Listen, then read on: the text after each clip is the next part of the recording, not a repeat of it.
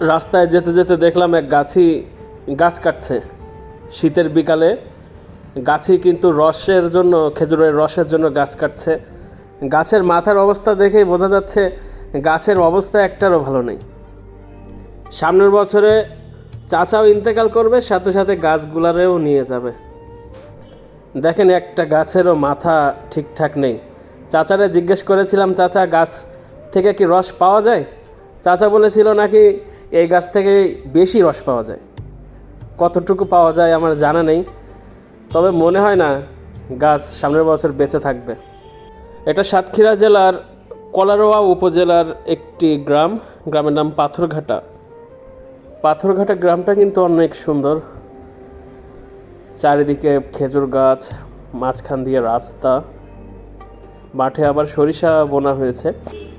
একটা পাখি দেখা যাচ্ছে রস খাচ্ছে। এটা ফিঙে রাজা পাখি, কালো রঙের। অনেক সুন্দর জায়গা। প্রত্যেকটা গাছে কিন্তু চাচা ভাড় দিয়েছে রসের জন্য। চাচা কই? চাচাকে তো দেখি না। ওই তো চাচা। চাচার কাজ শেষ। চাচা এখন বাসায় যাবে, পরের দিন সকালে রস পারবে।